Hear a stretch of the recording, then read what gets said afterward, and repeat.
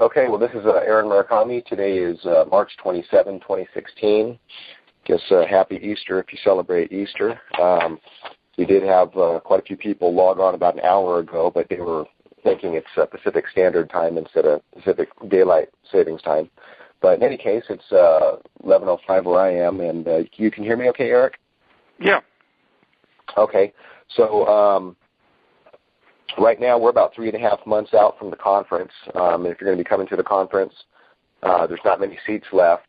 Most of the seats have already been paid for, but you can find the information on EnergyScienceConference.com, and that's going to be on July 8, 9, and 10, which in Hayden, Idaho, which is about an hour from the Spokane airport, and that's the first weekend right after 4th of July. We'll have about a dozen speakers there, and Eric will be presenting. It'll probably wind up being another 4-hour presentation. And in case you don't have Eric's website, it's Eric P. P stands for Paul, so ericpdollar.com. And if you want to support EPD Labs, it is a 501c3 nonprofit organization in Nevada. And in the right column of that website, you can find information on how to donate by PayPal. And there's an address if you want to send any kind of checks or money orders to help out the organization. Do you want to just start going into the, well, actually, I do have one question that somebody submitted at Energetic Forum. I believe it was David Dawson. Let me start with this question, and then we'll go into, you can kind of cover the presentation that you're going to be doing, and then we'll open up for questions. So David's question is, what would be the best application for your 2C22 regenerative magnifying receiver to be used for? And he attached a picture, but you can't see the picture. And he's asking if that was intended as a receiver for the Crystal Radio Initiative, and how was it to be applied, and over what distance as an example, and what was the input required, or was it just a telluric radio station signal that was to be detected and received? Well, it's best to start in the AM broadcast band with that, but he might not have an AM broadcast band where he's at. That stuff's starting to disappear.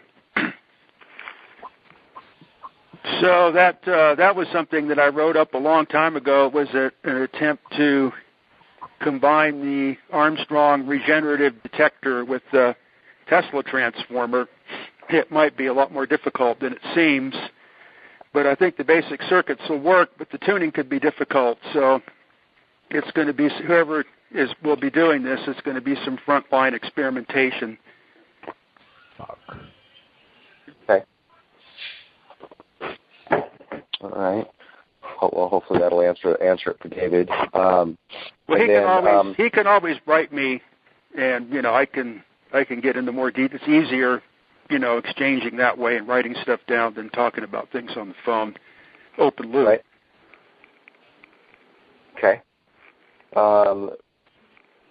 Let's see. You want to just go into your what your presentation is going to be about? I'll go ahead and let me pull your bio up here real quick on that.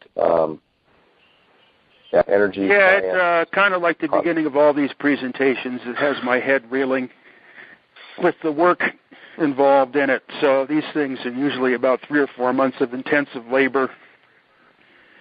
So in this case, I suppose a good popular name for the presentation could be called Through the Looking Glass. The whole idea is to get out of the electromagnetic concept and into the magnetodielectric concept and define propagation in that set of dimensions. So that's why initially I titled it Wave Propagation in Multiple Coordinate Systems. And then at the end, I will probably try to specifically apply it to the Tesla transformer and the Alexanderson antenna, like I did in the extraluminal one. So this basically is a continuation of the extraluminal presentation. So I'm trying to figure out how to take the infinite complexities of network theory and reduce them into something that can be readily understood. This really cannot be considered a lecture for the layman, but it's not going to be overly complicated either. So, and then I'm going to try to concentrate on specific circuits. There's something that I think has been seen on the video already of me working on these networks on the bench. Those networks will be analyzed and described in the presentation. And the whole concept of propagating through counter space should be fully developed into something that can start to seem engineerable. So it's early to tell yet, but usually about June everything all falls together, and I know exactly how I'm going to deal with the situation. So right now it's kind of just a sea of equations and piles of books by Bell Telephone scientists, and it's really working me over. But at any rate, that's where that's at. So the network videos that you're talking about, early December, before I went down to this business meeting in Henderson, I took some film of you doing some of those experiments on the bench. And if anybody wants to see those videos, that's on youtube.com/Aaron Murakami. That's my YouTube account. You can see within the last 10 videos or so, there's one where Eric is giving a walkthrough of those that analog network on the bench, and which is similar to the experiment, those longitudinal transverse experiments he did in the old Borderland videos. And another way you can find it is if you go to ericpdollar.com and you just scroll down to, within the last 5 or 6 posts on that site, the video should be embedded there too. And also, if you go to energyscienceconference.com, and if you just mouse over speakers and talks in the menu, you're going to see it pop up with 2012 through 2016 speakers. Just click on 2016 speakers, and you can see Eric's description there of his presentation that he'll be giving, which is, I think we're calling it Electrical Transmission in Multiple Coordinate Systems.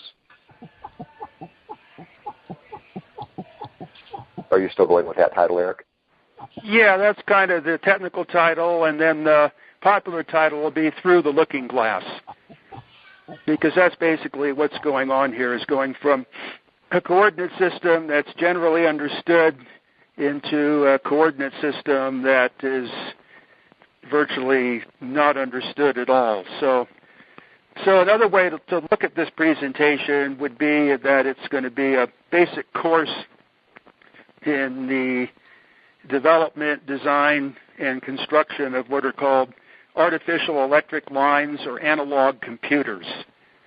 So I've produced a couple of video presentations on this. One was for an amateur radio club in Santa Barbara, which might be a good introduction or prelude to watch, so that whoever is going to be at the presentation will have a better idea of what's going on. So the framework of the book, or the presentation, and actually it's going to be the second volume of my transmission book, part of it, is Arthur Kennelly, the chief electrical engineer for Thomas Edison, and a collaborator with Steinmetz in the development of the Heaviside approach to electrical engineering, wrote 2 very important books. One of them was The Application of Hyperbolic Analysis to Electrical Engineering Problems, and the other one's called Artificial Electric Lines. And basically the presentation is going to be directly based on those 2 books, but extended and worked out better, because these books are filled with conceptual flaws and typo errors and little regard for the beginner. It seems like it'd be easy when you start them, because they talk in easy-to-understand terms, but then things get all screwed up. And the Artificial Electric Lines book, all of the copies have whiteout streaks all through all the equations, so it requires somebody that's really an expert in this subject to wade through that, and then you have to have all the associated reference books. So there's one book by a Bell System scientist named K.S. Johnson called Transmission Networks. That is an important part of this presentation. Another one is also by a Bell System scientist named Shea, S-H-E-A, again on transmission networks. And those are basically finalized in a book by Ernst Gilliman entitled Communications Networks Volume 2. So this basically is the soup that the presentation is going to be made out of, roughly 4,000 or 5,000 equations. Fortunately, I only need about 10 or 20% of them. And then I get to take it to the next level that the great minds finally gave up with. Okay. You want to go ahead and just open up for questions? Yeah. Okay. Does anybody have a question? There's only a handful of people on the call because most people logged on at the wrong time. But yeah, I have a couple questions for Eric, but I can step in. Go for it. Okay. First, I was watching a YouTube video of yours a little while ago, and you mentioned in it that the sun is not a globe, but rather a disk, more of a transformer than something that is generating some kind of nuclear energy. You recall that? Now, I don't have an argument with it. I'm asking the question because I'm curious about that. It's very fascinating, the whole idea of a flat sun. Well, no, somehow that got misinterpreted. So I've never said that the sun was flat, but I did say it was hollow. Hollow, okay. And what goes on inside the sun is unknowable to human beings. Gotcha. So anybody's theories are next to worthless. And then when you study this stuff like I did at Sonoma State, and you start to get really deep into the literature on the subject and the examinations of all the photographs and diagrams and what have you, as the sun, as it goes through its daily dynamic routines, is that the whole nuclear fusion concept is really not what's going on. The nuclear fusion just occurs in the discharges that occurs between the sunspot pairs. The sunspots always occur in pairs because they're the surface spreading away from the outer surface of the sun, kind of like they call them solar cyclones. So the sunspots are openings into the inside of the sun. And then this loop, this magnetic loop, comes out from one sunspot and goes into the other, and the current densities and temperatures in that loop reach a such point that that's where the fusion reactions occur, and that's what broadcasts the microwave to X-ray band spectra that emit from the sun during these solar flares. The actual source of energy would have to be a transformation process within the sun, where you could say energy is being taken from one coordinate system and being delivered to another coordinate system, like a transformer. Yeah, that's amazing. It really does, though, fly in the face of, well, I don't even know if fly in the face, but runs whole contradictory to guys like, and I'm not a big fan of Neil deGrasse Tyson, the other astrophysicist, difference between the way electrical engineers and astrophysicists see things. That's why I wanted to talk to you. Yeah, the question was, excuse me, there's been some experiments I've seen online, and I've noticed it myself to be true, that, we've always been told that the moon is emitting light because it reflects light radiation from the sun, right? And it reflects it back down to us. But there's an issue with that, or at least something we don't understand about that. When I stand in the sunlight, I'm warm. If I move over into the shade, I'm cooler. And the ground is hotter in the direct sunlight, and the ground is cooler in the shade of the sunlight. Yet at night, if I stand in direct moonlight, I feel cool. And if I stand in the shade, I feel warmer. And if you measure the air temperature or the surface temperature that's been exposed to this light, whether it be direct moonlight or the shade in the moon, the air in the ground in direct moonlight is colder than the shade of the moon and the surfaces that have been affected by the moon. So how can it possibly be a reflection of the sun's light? Have you heard anything about this? Do you have any ideas? Or it's really amazing. No, I haven't. The temperature the conjugate temperature thing I never heard of, but that's interesting. But then on the basis that it has been said by people that were out there to experience it that you cannot see the sun or the stars in outer space, in that there is no direct light, which then means there would be no propagation constant between distant galaxies and the Earth, and the whole thing of it taking 50 million years for the light to get here might be bogus. So what apparently is determined out of this is you can see the moon, you can see the Earth, you can see the reflection on physical objects, but you can't see the light from the sun, so that means that it's not a reflection.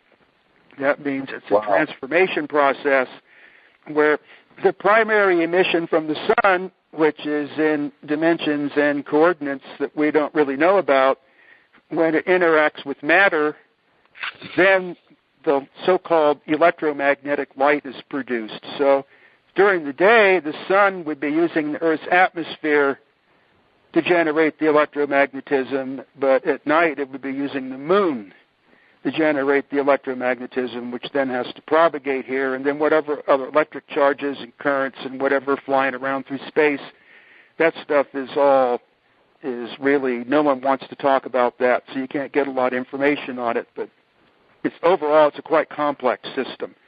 So it's quite possible that this primary transmission before it becomes light from the sun and the stars has no propagation velocity, and that the Einsteinian theory of it takes so many light years for the light to get here could be completely false. This is a consequence of the transmission theories that I've been working on also, to apply transmission theory in general to transmission systems that are not utilized in any way today, like those of Tesla and Alexanderson.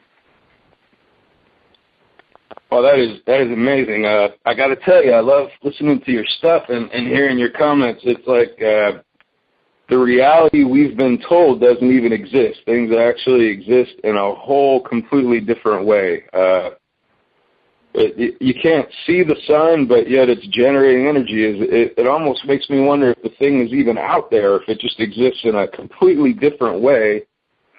I don't know. I mean, obviously you could just you could theorize about all you want, but we won't know unless we could lay our hands on it. But I don't know. But yeah, that's great. Let me see. I would love to see. I know you're a busy guy. If you ever have time or just kind of bored, do that experiment with the temperature. That would be fascinating to see if you could actually capture the same result and have some kind of explanation for it. I'd love to hear your idea of that. But then I hope I'm not hogging up the time. I mean, I have other questions, but I can wait if other people have things they want to say. I feel like go ahead.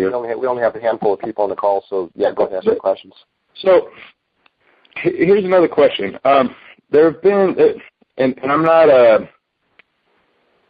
I don't want to sound like a nut here or whatever, but I tend to think outside the box. I don't accept just whatever a mainstream science says about the world. And there's a lot of buzz going around on the internet right now. All these people that's gaining momentum is this whole idea of a flat Earth. I don't know that the Earth is flat. I'm not trying to say yes, it's flat. No, it's not ball. What I'm saying is I'm at this point now, especially listening to research like yours. I'm open-minded to what the possibilities could be. Like, what could it, if we can't see the sun, unless it comes through our atmosphere, it just seems to me that the whole thing is on its head. And so here's some questions. Look, just some questions I have.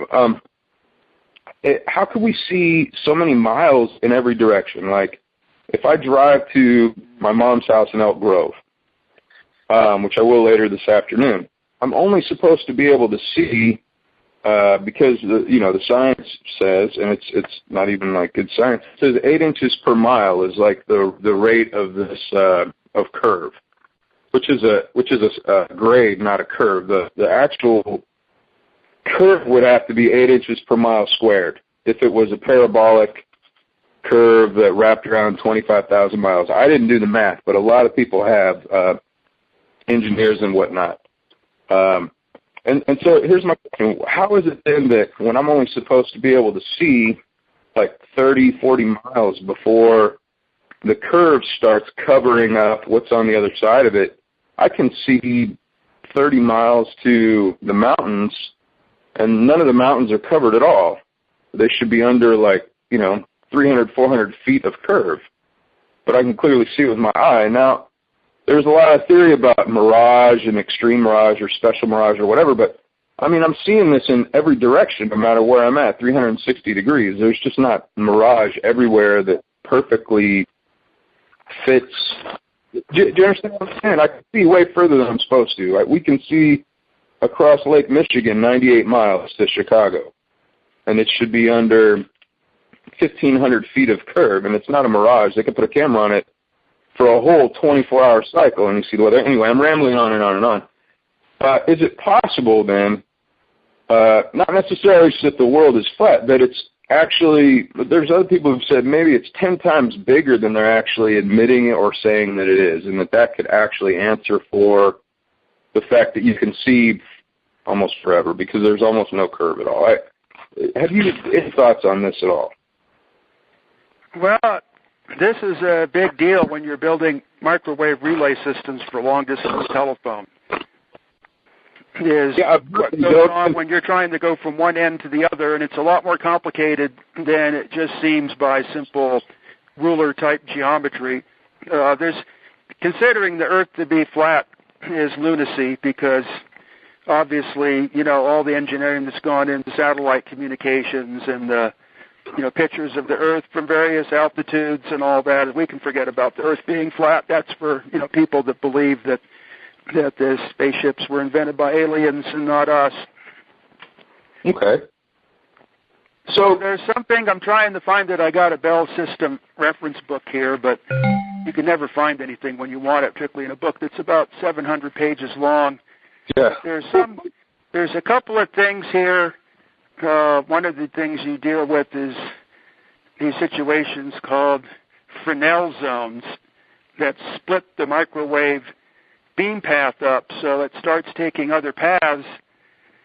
And then there's also a type of communications that's pretty much not existent anymore because the satellites do so much of a better job. It's called troposcatter, where you could have two antennas that see each other at a distance of several hundred miles apart by using radar goes that far too. Yeah, you can build radars to do that too. There was a massive system out at an island called Quadrolane, where a lot of development, Bell Telephone Laboratories built a massive over-the-horizon radar system for the Air Force. I don't know that much about it. That's kind of outside of my area. I'm more into the communications aspect of things. But right. But what you can see and what you can hear and what you can experience via wave propagation, with respect to distances on the surface of the Earth and the curvature, it can get really complicated, particularly when the ionosphere is involved. Then you can get incredibly complex propagations. That's the basis for this thing that I call the Earth stereo, where you use the propagating medium between the ionosphere and the surface of the Earth has a concert hall where the Earth is the floor and the ionosphere is the ceiling, and you're inside this spherical concert hall, and then you have some radio station overseas, like in China, let's say, emitting a signal, and then you have a specially designed receiver called a dual diversity receiver with phase coherence, and then you play that station in stereo through a stereo sound system with the special receiver. Then you're sitting inside the concert hall of the Earth, and it's a very dynamic propagation situation. And that way then you can actually feel what's going on at that point, because of the way the stereo operates is all these different factors then become directly experienceable in the way they influence the sound.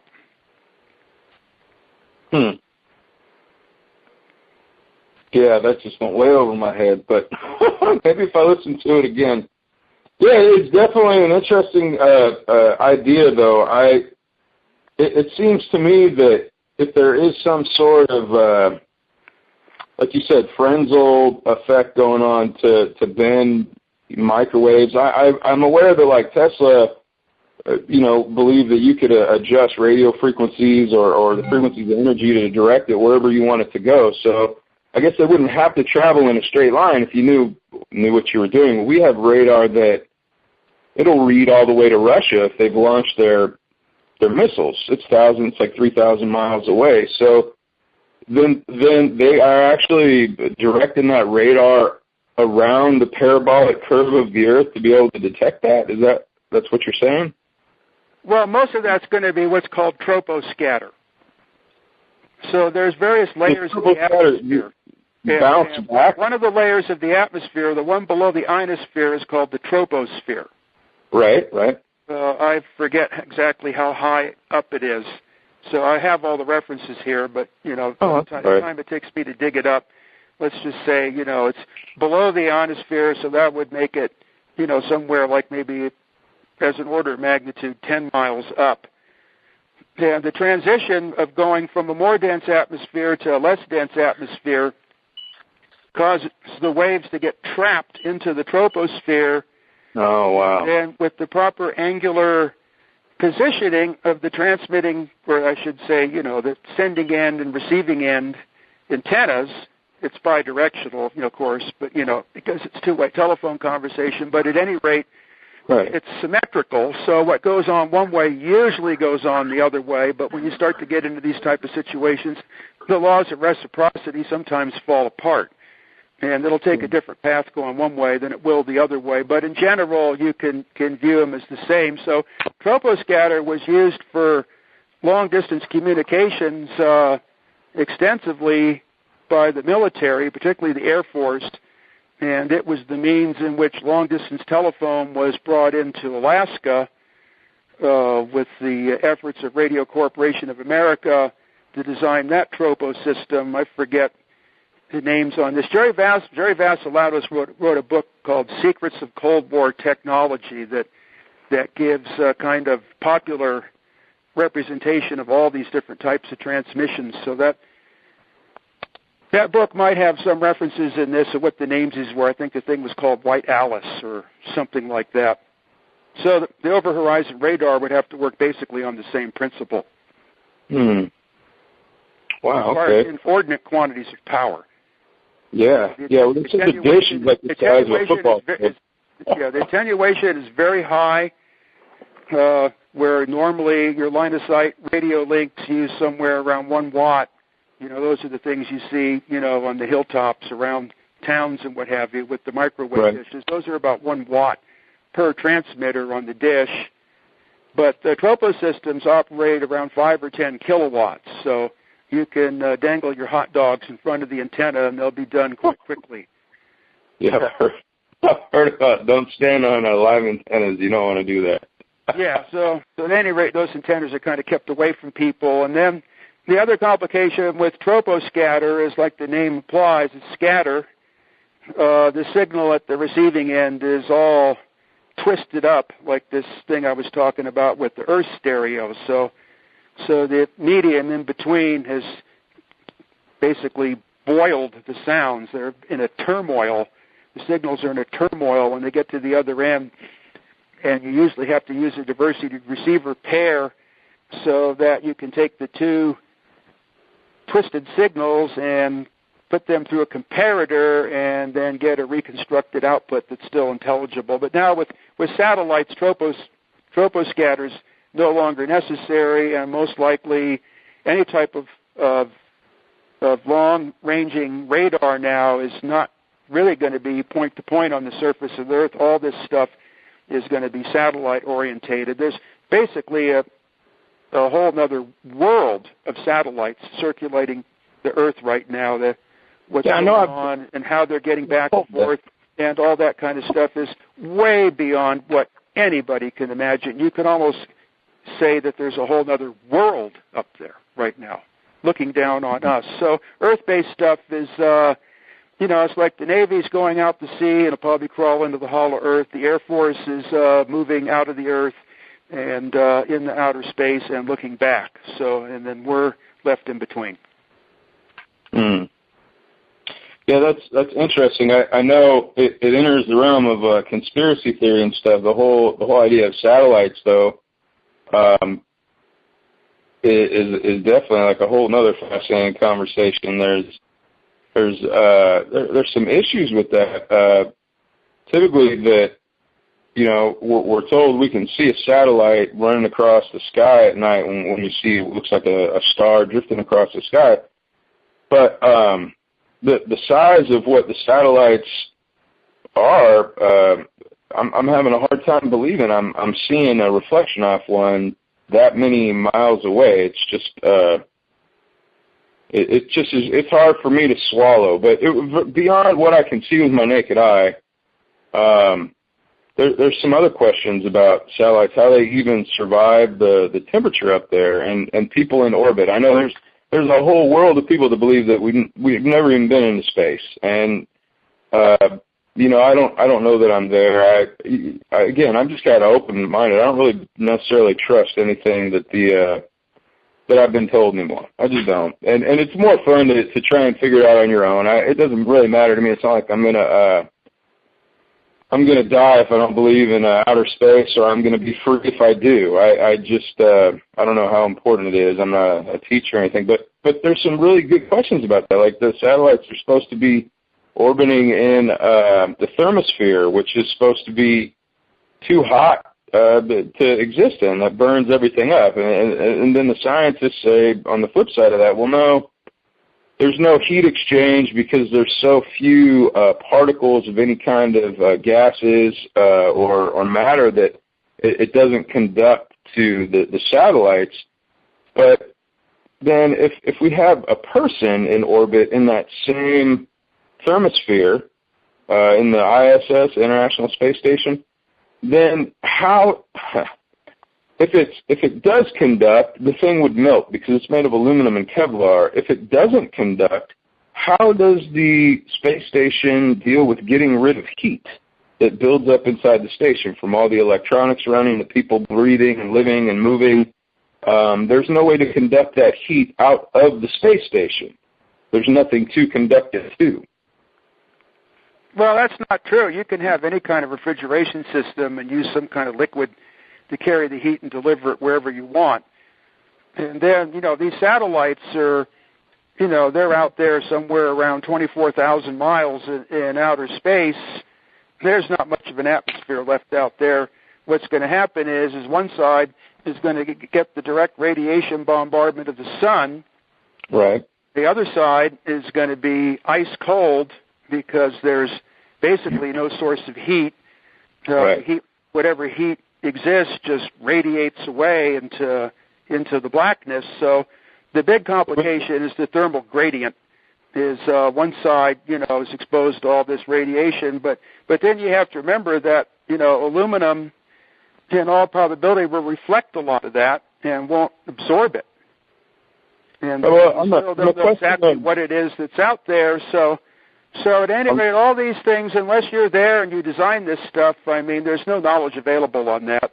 And right. People can run and stick their heads down the bowl and convince themselves that we've never been in outer space and all this. And there's so much drivel running around, that the proof that the whole thing is, we never went to the moon, all this and all that, I don't know what's wrong with people other than, they seem to be endemically screwed up in the head, as evident. All you got to do is walk outside. Right. Yeah, there's no doubt. There's a lot of people. My proof that the moon thing was real is I defy anybody in any of those photographs that were taken during that whole moon episode to see any stars. Now, if they remember to put the stars in Star Trek, but they didn't remember to put the stars in the Hollywood set for the moonshot, come on.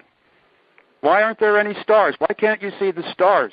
Maybe what those early astronauts said were right. There are no stars when you get out there. Right. Right. Yeah, I agree. There may not be visible stars out there. One question from the moon photographs, and obviously there's a whole ton of stuff. I'm not even going to bring up all that. But one question we're kind of getting, we're getting off into the, the Art Bell show now. So. Okay. All right, no problem. I getting back into the world of engineering. Okay. Well, I appreciate your patience there. You did answer a whole ton of things I had to think about, and I appreciate it. Again, I'm just an open mind. I like to try and understand the stuff for myself rather than just take the word of, somebody with a big fat degree. So I appreciate you taking your time to explain that stuff to me the best you could, and that's all I got, man. Thank you. Okay, you're welcome. Well, hey, if anybody has any questions, just hit 5 and the star sign, and that'll put up a little mark there. Okay. Yeah, go ahead, Jeff. Hey, Eric. Can you still hear me now? Yeah, go ahead, Jeff. Okay. Yeah, it said hand lowered. Okay. So Eric, last conference we talked about the dielectric capacity of water when you and Al were sitting there at the final part of the conference. John jokingly gave his analysis of why he got into his stuff that he did by throwing a capacitor up in the air and the 93 volts per meter, electrostatic charge, of the gradient. There's a guy with a fan that's coming to the thing with that looks like a squirrel cage fan, 1 mile per hour fan. Is there any way to kind of tap into like a Van de Graaff type belt generator with the dielectric constant of water and doing some other maneuvers to basically use that charge moving to charge some of these dielectric batteries that we were talking about like last year? Well, there were dripping water electrostatic generators. Mm-hmm. And then the Tesla electrostatic generator is a hydrodynamic type of situation, but it uses compressed air instead of water. Okay, so the moisture content is really the dielectric in there. Well, it used air instead of water, but in the water dripping one, then the dielectric constant of water comes into effect because then the electrostatic flux is captured into the higher dielectric constant. The water has 80 times the ability to store dielectric lines of force-free space, so right. It's a pretty good concentration, which also means there's a very heavy refraction involved with water, too, like when you're looking into a pond or something, because dielectric constant at 80 is way beyond, like, normal liquids. And, insulating fluids like transformer oil and stuff like that, where the dielectric constant's only about 4 or 5. Right. So there's possibilities, but, electrostatic machines are not necessarily my expertise. Okay. Well, that was kind of like I had some stuff that I was going to work with Aaron on. I was just curious about that from the aspect of moving energy around with some of the liquid storage in a different charging application. Okay. Okay, thanks. Okay. Hey, Eric, that dripping one you're talking about, is that the Lord Kelvin's thunderstorm? I'm not certain, but I know, that I ran across, reading all these old books, all kinds of different ways to produce, dielectric induction with spinning things and moving things. And the Tesla forced air electrostatic generator is probably the most effective of all of them. That was we've always heard about the Tesla so-called death ray, even though anyone that's had anything to say about it has only been able to emit pure drivel. But there's a person by the name of Leland Anderson that put out several publications which were in effect reprints of Tesla's own statements on the matter.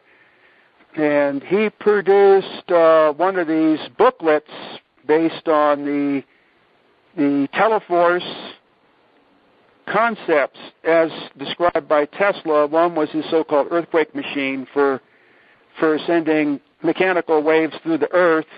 The application in Tesla's mind was for finding ore bodies and things like that.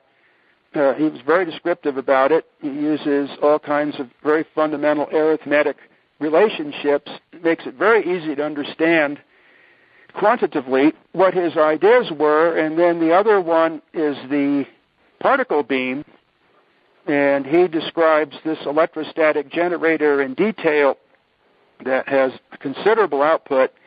And then it also shows that that Tesla utilized the Crookes theory of material expulsion in his cathode ray tubes, which preceded the Thomson electron and positive corpuscle theory, and used the Crookes repulsion concept to create this beam.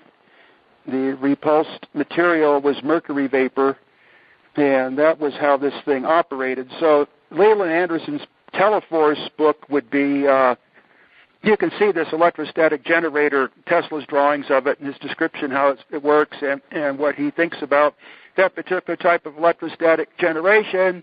And he seemed quite perplexed in some of the other papers that went along with this. I don't know if they're in that book or they were something I had separately. But he seemed to think that the law of conservation of energy was not holding up well in electrostatic generators in general, which is something that I proposed some time back, is anytime you have an inductance or capacitance that's varying with respect to time, it produces a parametric EMF or displacement current, and that might not go along with the law of conservation of energy. So that's about all I really know about the electrostatic stuff in detail. Thanks, Eric. Okay. Thanks, Jeff. Let's see, if your phone number ends in the numbers 753, go ahead and ask your question. Hi, this is Robert from California. Hello? Yeah, go ahead, Robert. For me? Yes, go ahead.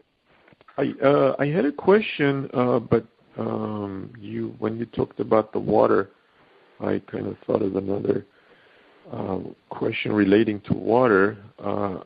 Are you familiar with the fourth phase of water by Dr. Pollack, where the water exists in a H3O2 form rather than H2O form, and it's like a semi-liquid crystalline structure to it, and it creates charges just by being near a hydrophilic surface, where it can store energy within the negative and positive charges that get automatically separated.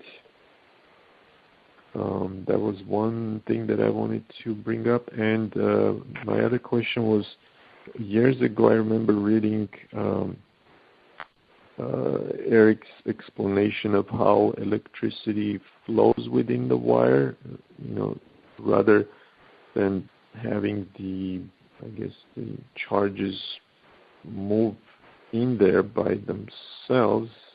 They were being dragged by the fields outside of the wire, outside of the metal conductor. Is there any new explanations or anything new in that area? Those are like a couple of questions that I have. So that's your two questions? Yeah. Okay. Yeah, I can't, I'm no expert on the chemistry of water, and I don't really study that, so I can't really comment on what's being said on that deal, even though I know there's all kinds of possibilities, numerous possibilities of how water can be polarized, and it's made itself famous in being able to be polarized in so many different ways. What you're talking about as far as the conduction currents and all that is, in general, electrical theory. The traveling wave drags along the wire, and that's what heats it up. It's not conduction inside the wire. What goes on inside the metal seems to interfere more with the process than contribute to it. So this is something I'm going to try to get into in my presentation. For every conductor, there's a certain critical frequency where you're making the transition from electricity inside the conductor and electricity outside the conductor. And the more the frequencies want to be inside the conductor, the lower the frequency, the more it wants to be inside the conductor and not repelled from it. The velocity of light theory of transmission fails until finally when you get down the direct current, according to electromagnetic theory, you can't have any transmission at all, but obviously there is transmission. So the interaction between the electric field and the metallic substance is a very deep and mysterious subject. I wrote a whole notebook on this that is one of the chapters in my transmission book. It was the original J.J. Thomson description of how the process of resistance and skin effect comes about, but it's highly abstract. I managed to simplify it as much as possible, but Thomson's visions on these were not totally clear, so he didn't make it easy to understand in his books. Amongst with other complications, it made it next to impossible to understand, but I think I reduced it to a common language level as much as humanly possible. It's only algebraic and geometric relations. So I think there hasn't been any money or what have you to print that book up, but I think those notebooks are on the internet now in their raw form. Is that the recent books, Eric? The notebooks 1 through 5? Yeah, those are the notebooks 1 through, I'm talking about notebook 4. Okay. Yeah, if anybody goes to, eventually those will be on the extraluminal site, but right now they're on if you go to powerofether.com, that's ether spelled with an A, A-E-T-H-E-R, powerofether.com, and scroll down, you'll find 2 sets of notebooks, 1 through 3, and then 4 and 5, and those are just for expediency. We scanned those in and made those available in their raw scans. Eventually they'll be transcribed, but that's where you can find those notebooks. Yeah, and then notebook 5, that's kind of a continuation with this whole interactive thing, dealing with the Steinmetz force equations. Steinmetz finally kicked the table of the money changers over when it came to physics and their futile and worthless attempts to explain the forces on conductors. So Steinmetz did it based on the law of conservation of energy and some very simple algebraic propositions. So what's interesting is when you have electrical transmission down the transmission line, such as 2 wires on a power line, when you send a so-called current down the line, which is represented by the magnetic field, the wires are physically pushed apart, the force pushing on the wires being proportional to the square of the current. So during a short circuit condition, this force can get rather extreme and rip the wires out of the insulators and send them flying out onto the cross arms. This is something you have to worry about when you're electrical engineers. This stuff can all start flying around all of a sudden on you. Conversely, and this is what's never talked about, and Steinmetz didn't talk about it either, but he does provide the necessary relationships to shift coordinate systems into the dielectric coordinate system, is if you send an electrostatic potential down the line that pulls the wires together. So if you have a situation where you have a very high voltage transmission line, but the current demand at the end of the line is very small, then the wires are pulled together. But if you have a low voltage transmission line where the current's high and the potential is small, the wires are pushed apart, but there's a certain ratio of voltage to current where the force of current and magnetism pushing the wires apart and the force of potential and dielectricity pulling the wires together is neutralized, and that is what's commonly called the characteristic impedance of the circuit, the impedance being defined as the ratio of the potential supplied to the line to the current that's flowing down the line. And at that point, there appears to be no material existence of electricity. The forces are neutralized, and then you have to ask yourself where the electricity went. So this is an interesting way to look at electrical transmission that's never been done before, is to deal with it on the level of forces. And then at that point in which the two forces are neutralized, the ether has congealed into this entity that I call the Planck, which is the product of the magnetic induction and dielectric induction. And then the electricity can be viewed as ether particles bound by the transmission system, and the lines of force are neutralized in that there's no forces left over, there's no stored magnetic energy, there's no stored dielectric energy in the line. It's purely a Planck process of propagation from one end to the other. So this is similar to the situation where in transmitting DC you can't have a velocity. So there's all kinds of fascinating details going on with transmission once you start to get into the basic relationships and analyze it. It really is its own world, and it did occupy the mind of some of the greatest electrical scientists in history for over 100 years. But, of course, now all that knowledge is considered obsolete and worthless. But at any rate, it's still fascinating. Well, thank you for that explanation. Have you worked with any nano-coated wires? The nano-coating acting as a sort of an insulator, and how that affects the performance of the wires, because since the charge... No, I've never really encountered any of that kind of material, so I don't have any knowledge on what's going on with that. Okay. Well, thank you. Okay, welcome. Okay. Thanks for your question. Let's see. Looks like you might have a Skype number. You have your hand raised. You hit 5-star. Go ahead and ask your question.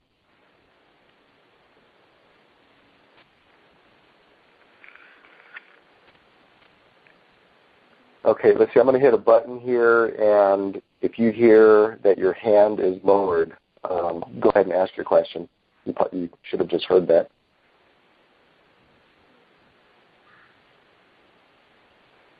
Question. Okay. Let's see. You just raised your hand about 5 seconds ago. Go ahead and introduce yourself. And hello. Can you hear me now? Yeah. Okay. Yeah. Go ahead. Oh, okay. I'm surprised. Hi, Eric. I didn't think that I was going to get on because I thought you had a long queue. I don't think that I should ask this question because it was in tandem with the previous question that was concerning the light coming from what apparently is the sun, which is still unexplainable. But if I could ask the question, I'd like to. Yeah, go ahead. Go for it. Okay.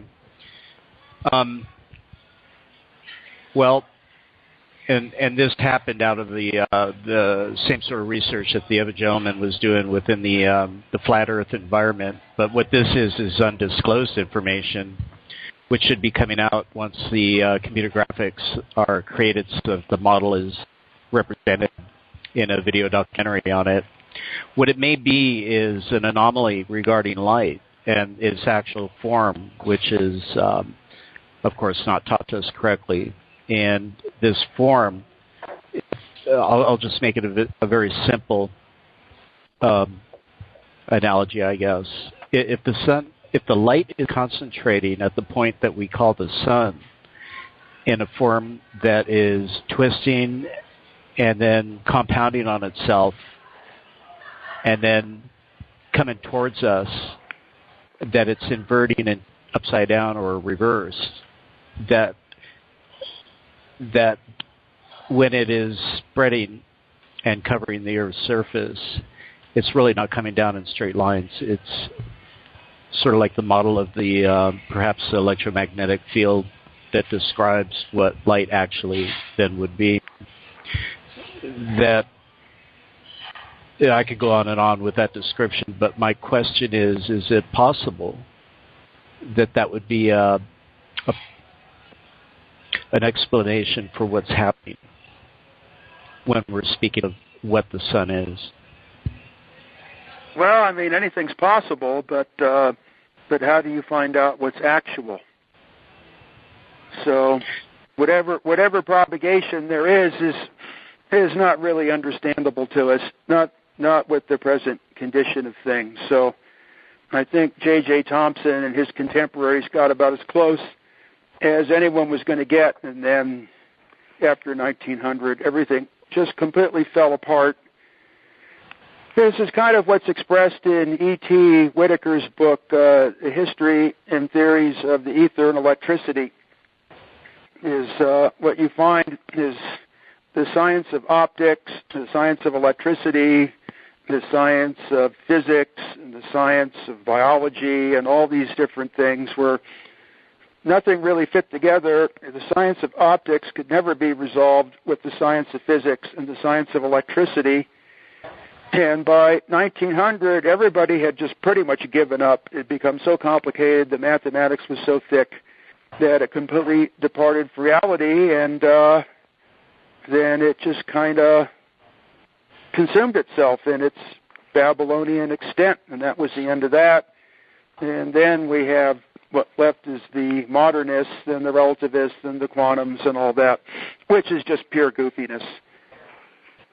So I would go back to J.J. Thomson and all those people and start finding articles they wrote and discussions between them and, their certain contemporaries, and go back to the old journals. If you can find that stuff anymore, it's all been pulled off the library shelves. So it's a very complicated subject, and it's way beyond me. What I'd like to do, if you don't mind, just because there are probably several people out there wanting to field questions, and I don't want to overdo it, is if you would accept a link or I'll send you a link, and it'll show you a page with diagrams of what I was trying to describe. It would be it would be easier to understand. Yeah, but the thing is, I don't allow computers or any of that stuff in my life to the best of my ability, and when it does get into my life, like recently with this email sickness, it creates nothing but problems in my life, so I don't want anything to do with the digital Babylon. So what you'll have to do is you'll have to send me a letter to my Lone Pine address and put that in it, and then when I'm in the bushes there, I can examine it and see if there's anything of interest, and I always write everybody back, so I'll tell you what I think about it. Okay. I wanted to visit with you at the conference, but I think that they're all sold out, so I'll do it this way then. Okay. Yeah. Thank you very much. And there are still seats at the conference. You can register at EnergyScienceConference.com. And the address Eric is talking about is Eric Dollard, General Delivery, Lone Pine, California. I believe the zip code is 93545. But you can double-check the address on ericpdollard.com. If you look in the right column and scroll down, there's one address for donations, and then there's another address in Lone Pine, which you can send any kind of letters or whatever you want to directly to Eric. That'd be terrific. I was unaware that there were still seats available. Okay. Yeah. Okay. Well, thanks for your questions. Let's see. I'll go ahead and go on to somebody else here. Okay. Let's see. If your number is ending in 1093, go ahead and introduce yourself and ask your question. Hi, Aaron. Hi, Mr. Dollard. Can you hear me? Yeah. All right. So I was reading the book of Mr. Jerry Vasularis, and when he mentioned that Tesla discovered the radiant energy is auto-intensified when finding or meeting segmented objects. Can you please expand on that? And if does the segmented object refer to the EV gray motor when the tube, the grid on the tube, is that what Mr. Jerry Vassalatos is referring to? And if you can expand a little more on that, that would be helpful. Thank you very much. Okay. Yeah, I kind of didn't get the middle part of it. Radiant matter is really the proper term for the thing. Radiant energy is kind of another person's interpretation, but the subject is called radiant matter, and it's a concept that was developed out of the experiments of Sir William Crookes, who was a pioneer in the development of the vacuum tube. In fact, actually, he can be credited with inventing the first real vacuum tube. So Tesla did a lot of work in radiant matter. Jerry Vassalatos talks about in there that he could actually feel the impacts of the projected particles on his body, and that he could collect them and what have you. But I'm not certain what your specific question is on that. Maybe Aaron heard it better than I did. I will restate again. I was just thinking, I might be wrong, I think, because when he mentioned by segmented object, the more the radiant matter or energy auto intensify when finding segmented object. That's what he wrote in the book. So what are you saying? Cemented objects, like in cement? No, segmentation. The key is segmentation. No, that's the word I'm not getting. I don't know what that word is. I can't understand it. Yeah, I got it. Yeah, it's segmented. You know, let's say there's glass. Segmented. I'm sorry about not. Yeah, that's here. Aaron said it right. Yeah, segmented. So when the so-called radiant emission or whatever hits like a grid, which is like a mesh or something, does it fragment it out? Well, that I'm not certain about. I have not seen Tesla write anything specifically about that. It's quite possible. Jerry Vassalatos found some sources on Tesla material that were not generally available and now are completely gone. So that's always been a question of mine, is where did Jerry Vassalatos get a lot of the material that he used in that book? He did get a couple of things completely backwards, but completely backwards is better than kind of backwards, because then all you got to do is turn it around. Yeah. And he makes a lot of his own interpretations on things, so it's kind of the value of Jerry Vassalatos' book is it introduces to the popular reading, whatever you want to call it, the uninitiated in this, the overall view and concept of what was going on and all this stuff. But quite often, he'll get the name of one tube swapped with another, or so it creates a big difficulty. But nevertheless, he does expose the subject, and then the best thing to do at that point is Tesla gave numerous lectures that made him world famous, demonstrating these phenomena, and they have been collected into readily available books. The first one was produced behind the Iron Curtain in 1956 and called Notes, Lectures, and Patents. I think that's probably widely available now. And then there was a number of books that I made reference to early on that I can't remember the names of that discussed the radiant matter science that was going on at the time. But the only thing I could suggest is to go back to the original writings and then read that and then write it out of Tesla's mouth. And after you've been kind of introduced to the subject by Jerry Vassalatos, then it will be easier to see what Tesla's getting at. And you might find the answer to your questions in there. But I've read all of that extensively and have memorized pretty much anything of significance. So that's one thing I don't particularly remember, is using some kind of segmented structure to interfere or act with the radiant particles.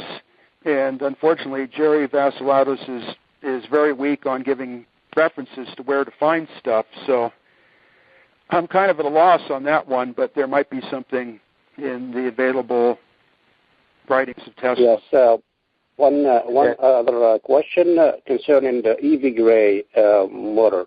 When that something is completely out of my area. I have nothing to say on that. Got it. Understood. Okay. Thank you very much, Mr. Ballard, and have a good day. Okay. And I can comment. I don't know if you've seen Peter Lindemann's book, Free Energy Secrets of Cold Electricity. That's where he used. Okay, so he used Vassilatos' book as like a Rosetta Stone to kind of put that idea together on how that works. That's probably the only thing out there that I know of specific to that. So if you've already read that, then you pretty much have what's available. All right. Thank you very much, Aaron. Sure. Okay. Let's see if anybody has any questions. We're going to have to wrap this up here in about 10 minutes. Go ahead and hit 5*, and that'll give me a little symbol that you want to ask a question. Yeah, just hit 5* if you have a question, and I can unmute you if you're muted. Okay. Well, if nobody else has any questions then, and it doesn't look like it, there are, we can go ahead and wrap it up. Do you have any final comments, Eric? No. I figured there'd be more questions in this, but I guess it ran out. I was ready to go for another hour or so. Okay, let's see. Okay, if your phone number ends in 753, go ahead and state your name and ask your question. Yeah, if you guys are still looking for questions, what are your thoughts on plasma, cold plasma, as it relates to electricity and magnetism and gravity, and any thoughts on plasmatic energy? Yeah, that's again something I'm not really familiar with. The only cold plasma that I know of is involved in earthquake research.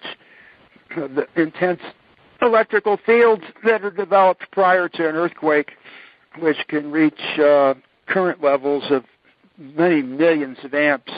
Because apparently what happens in a certain pressure situation, the rocks will create an electron plasma that seems to have properties different from regular current flows, either conduction or displacement current. I've talked personally with the person that's doing research in this area, but in general, that's not something I'm particularly knowledgeable on. Okay, thank you. Okay. Well, if a quick suggestion, Aaron. Can you do these meetings maybe in Zoom or something that would be easier to share text or visual information?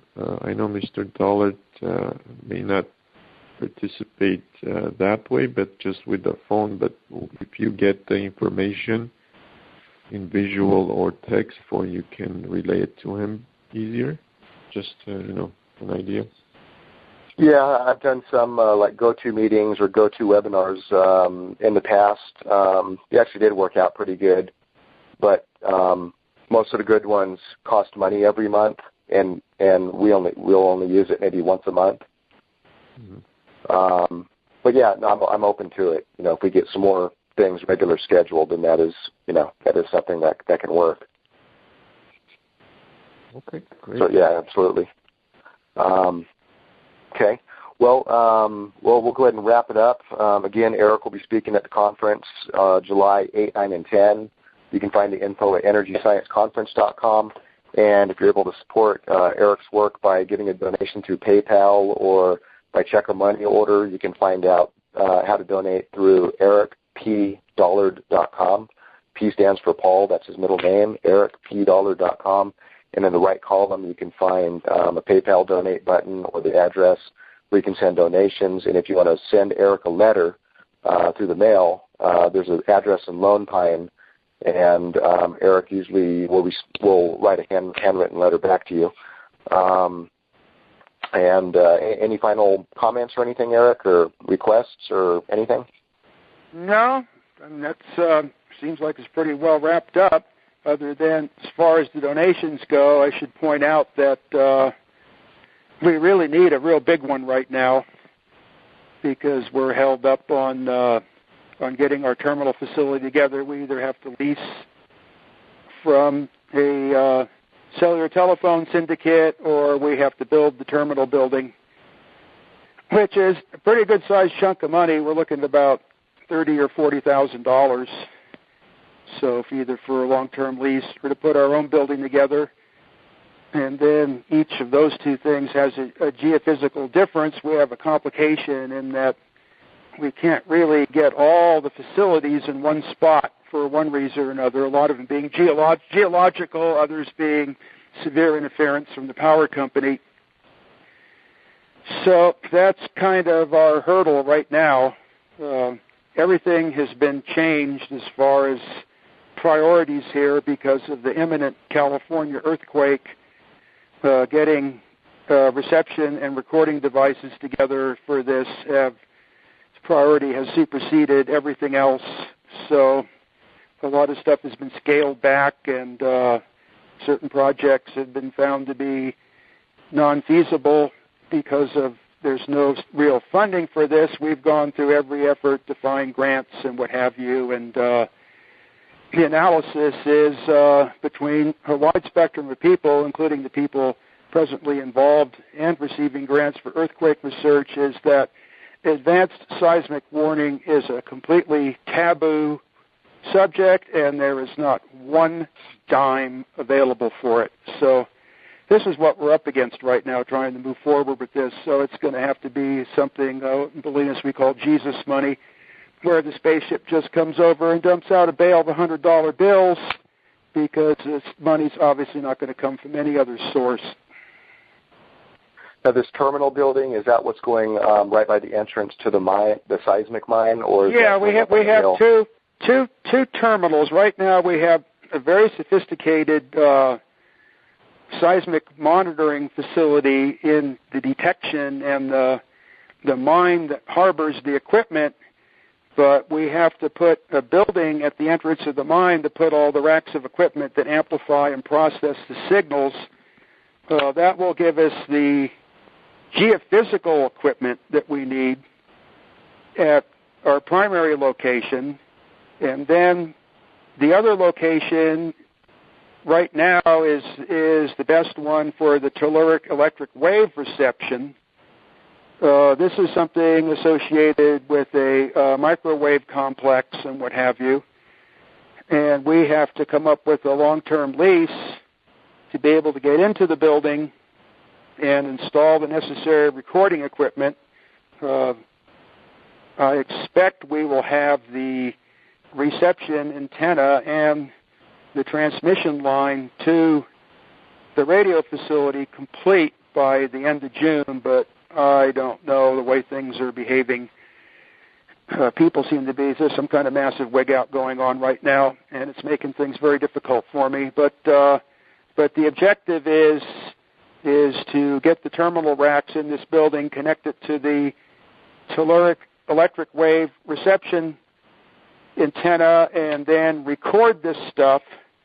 So we'll need to find some kind of recording device that can record a high-fidelity stereo signal for periods of 30 days with the date code, but then I'm realizing that nothing is made anymore that does anything. It has to be some kind of contrivance of computers or whatever, so I don't have a clue what we're going to use, because this isn't the real world anymore, so there's no real world objects out there. So I'm probably trying to find something that's just about as easy to find as my 1980 Toyota Corolla. But at any rate, that's what we're trying to get done.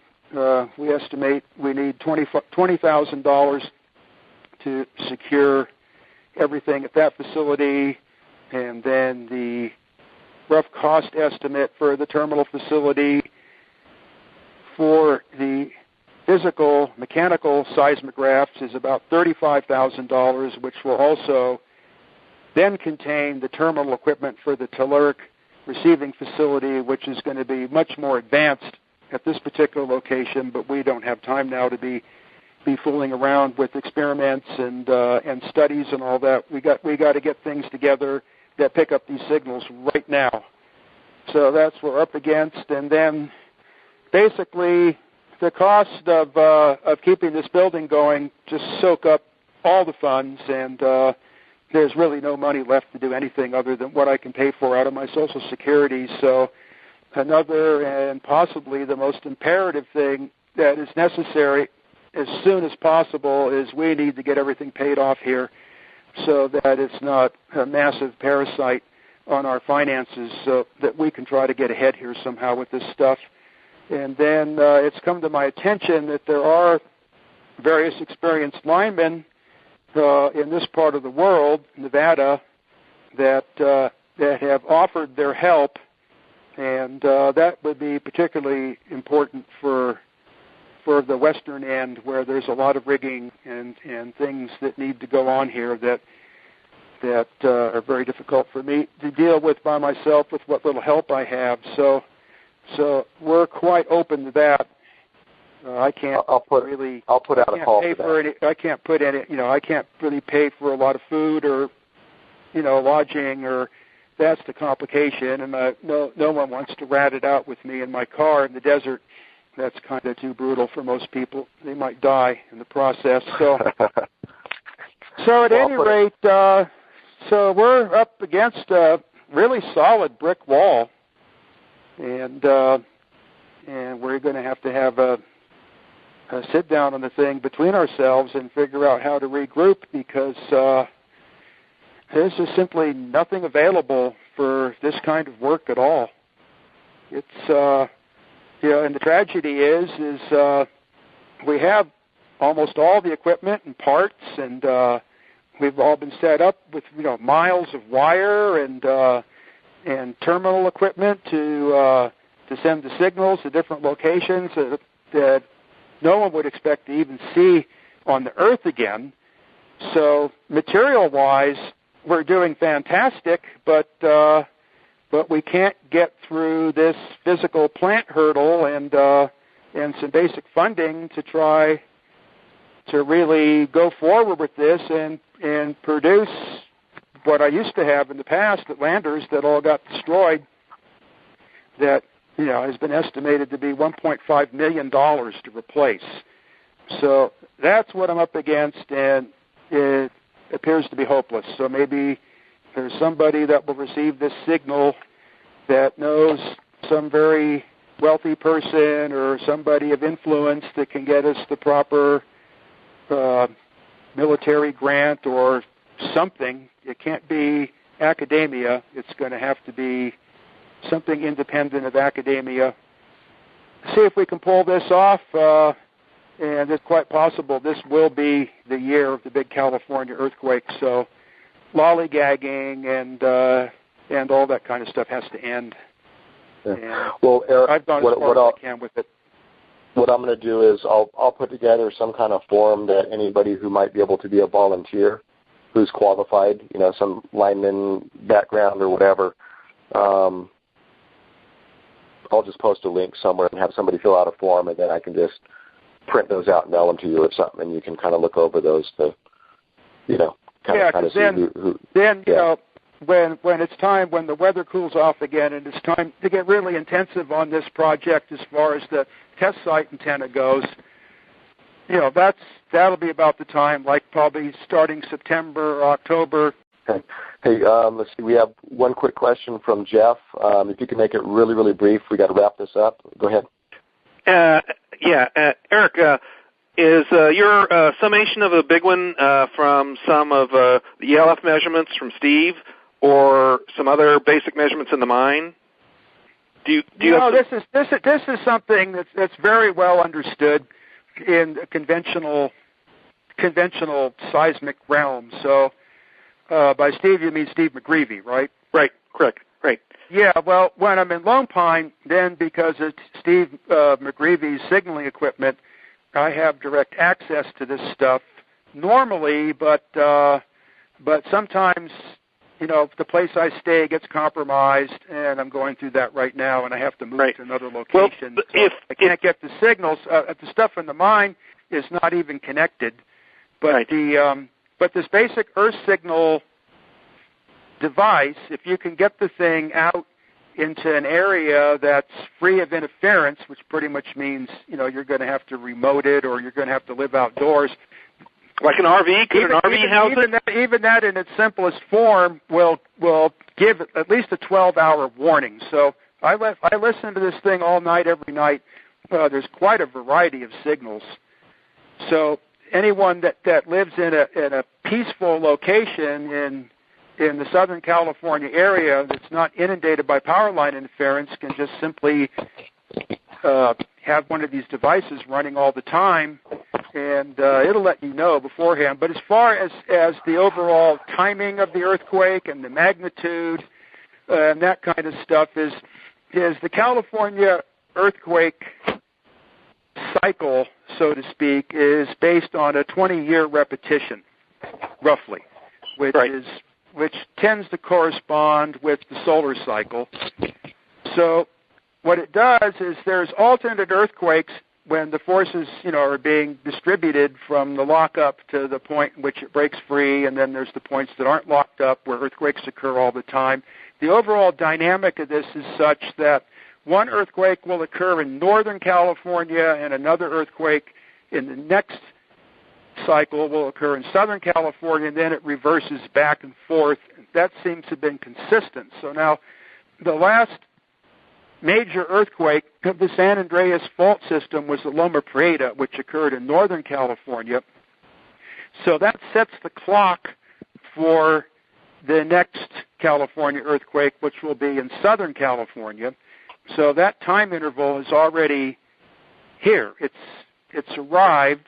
The particular position in the solar cycle right now is also favorable to it because this is part of the solar cycle that produces the most magnetic activity on Earth, which causes the Earth to physically change form and wobble and vibrate. So the excitation is there to cause the earthquake to break free. And then beginning with that massive Indonesia earthquake that produced the famous tidal wave, all earthquakes since then, as you can ask anybody in Japan and they can tell you, are 10 decibels stronger than they used to be. So an 8 is now a 9, 7 is now an 8. Oh, wow. So the Southern California thing could really change things. Okay, Eric. Hey, that's what I wanted to know. Yeah. Aaron, could you forward some of the data on the costs and then the audio for me for a link, and I'll try and forward it to someone who might be able to help the guy that I sent you the audios for? You're talking about the audio for this call? Yeah, the audio and the numbers at the last couple of minutes that Eric was giving out for the what he needed. Yeah, I'm going to be here in a couple of days. This will be up on YouTube, and I'll be putting a link out on the list, and I'll post it on the website and everything. Yeah. Hey, Eric, I really appreciate it. Thanks for the warning. Okay, you're welcome. Okay, well, we'll go ahead and wrap it up. Thanks a lot, everybody, for being on the call. Thank you, Eric. If just check out ericpdollar.com, and you can go ahead and write him a letter to his Lone Pine address. And, I'll announce when we can do another one of these calls. So thanks a lot, everybody. Thanks, Eric. Good. Okay, bye. Happy Easter. Happy Easter. Thanks, everybody.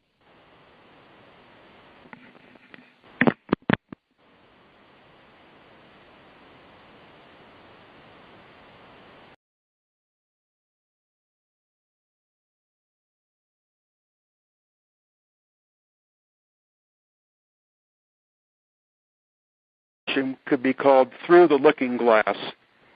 The whole idea is to get out of the electromagnetic concept and into the magnetodielectric concept and define propagation in that set of dimensions. So That's why initially I titled it Wave Propagation in Multiple Coordinate Systems.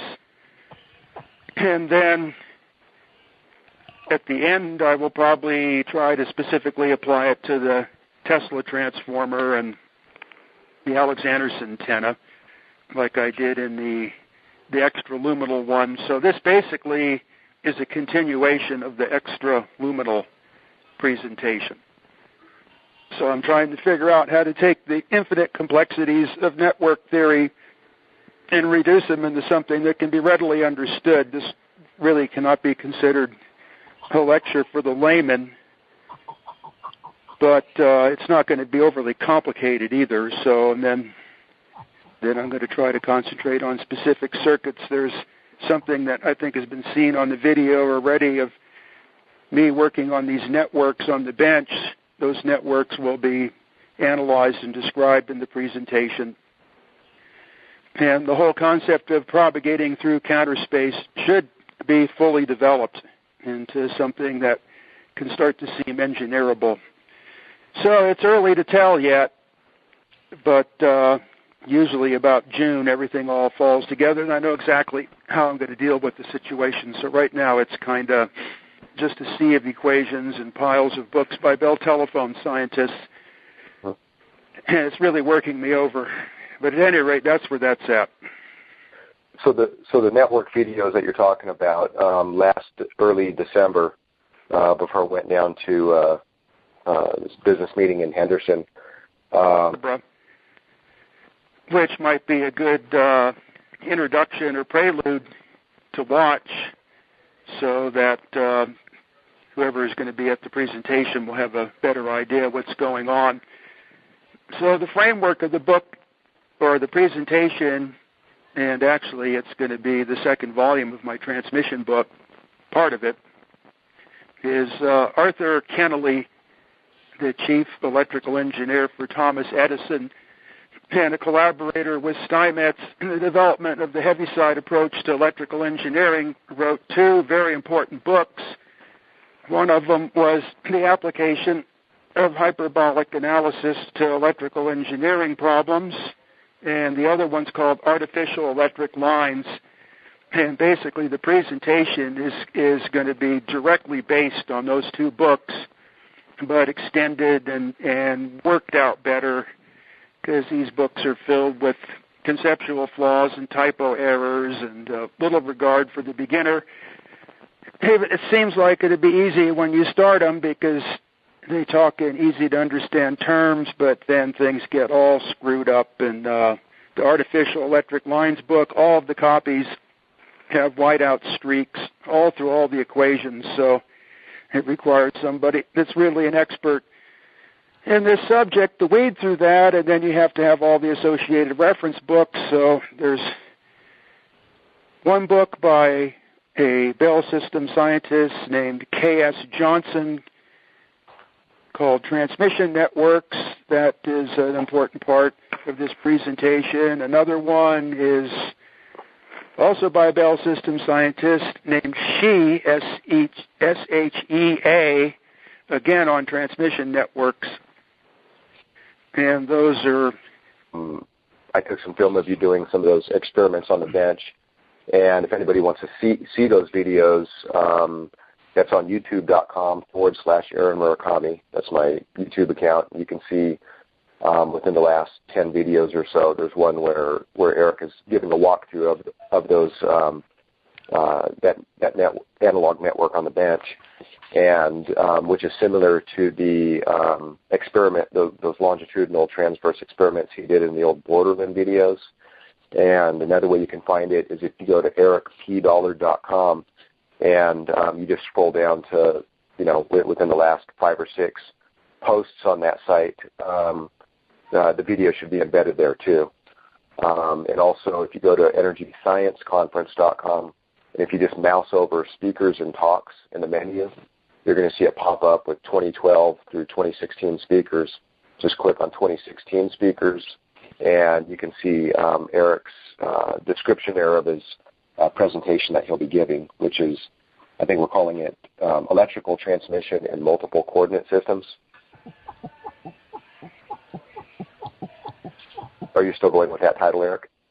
Yeah, that's kind of the technical title, and then the popular title will be Through the Looking Glass, because that's basically what's going on here, is going from a coordinate system that's generally understood into a coordinate system that is virtually not understood at all. So another way to look at this presentation would be that it's going to be a basic course in the development, design, and construction of what are called artificial electric lines or analog computers. So I've produced a couple of video presentations on this. One was for an amateur radio club in Santa Barbara.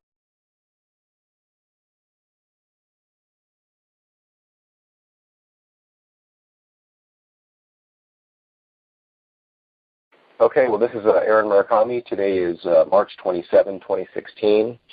Guess happy Easter if you celebrate Easter. We did have quite a few people log on about an hour ago, but they were thinking it's Pacific Standard Time instead of Pacific Daylight Savings Time. But in any case, it's 11:05 where I am, and you can hear me okay, Eric? Yeah. Okay, so right now we're about 3.5 months out from the conference. If you're going to be coming to the conference, there's not many seats left. Most of the seats have already been paid for, but you can find the information on EnergyScienceConference.com, and that's going to be on July 8, 9, and 10, which in Hayden, Idaho, which is about an hour from the Spokane airport, and that's the first weekend right after 4th of July. We'll have about a dozen speakers there, and Eric will be presenting. It'll probably wind up being another 4-hour presentation. And in case you don't have Eric's website, it's Eric P. P stands for Paul, so ericpdollar.com. And if you want to support EPD Labs, it is a 501c3 nonprofit organization in Nevada. And in the right column of that website, you can find information on how to donate by PayPal. And there's an address if you want to send any kind of checks or money orders to help out the organization. Do you want to just start going into the, well, actually, I do have one question that somebody submitted at Energetic Forum. I believe it was David Dawson. Let me start with this question, and then we'll go into, you can kind of cover the presentation that you're going to be doing, and then we'll open up for questions. So David's question is, what would be the best application for your 2C22 regenerative magnifying receiver to be used for? And he attached a picture, but you can't see the picture. And he's asking if that was intended as a receiver for the Crystal Radio Initiative, and how was it to be applied, and over what distance as an example, and what was the input required, or was it just a telluric radio station signal that was to be detected and received? Well, it's best to start in the AM broadcast band with that, but he might not have an AM broadcast band where he's at. That stuff's starting to disappear. So that was something that I wrote up a long time ago. It was an attempt to combine the Armstrong regenerative detector with the Tesla transformer. It might be a lot more difficult than it seems, but I think the basic circuits will work, but the tuning could be difficult. So it's going to be, whoever will be doing this, it's going to be some frontline experimentation. Okay. All right. Well, hopefully that'll answer it for David. Well, he can always write me, and I can get into more detail. It's easier, exchanging that way and writing stuff down than talking about things on the phone. Open loop. Right. Okay. Let's see. You want to just go into your what your presentation is going to be about? I'll go ahead and let me pull your bio up here real quick on that. Energy. Yeah, it's kind of like the beginning of all these presentations. It has my head reeling with the work involved in it. So these things are usually about 3 or 4 months of intensive labor. So in this case, I suppose a good popular name for the presentation